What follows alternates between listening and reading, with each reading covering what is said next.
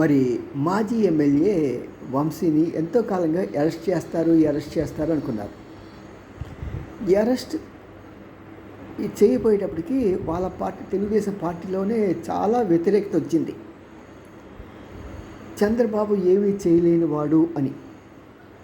చంద్రబాబు దగ్గర ఒక గుణం ఉంది, ఏ విషయంలో కూడా తొందరపడ్డు, దేన్ని సరే జాగ్రత్తగా ఆలోచించి చట్ట ప్రకారం ఎలాగ చేయాలని ఆలోచించి ఇరికిస్తాడు. అది అతని శైలి. అలాగే మరి ఇంతకాలం సుమారు కొత్త ప్రభుత్వం వచ్చి మరి 6 నెలల పైన అయింది కదా. మరి ఈ సమయంలో దీన్ని ఎలాగ అరెస్ట్ చేయాలి అనేదాన్ని సరైన గ్రౌండ్స్ని ఏర్పాటు చేసుకొని ఈరోజు ఉదయం మరి హైదరాబాద్లో ఉన్నట్టు తెలిసి అతన్ని అరెస్ట్ చేయడం జరిగింది. ఇది మంచా చెడా అనేది తర్వాత విషయం.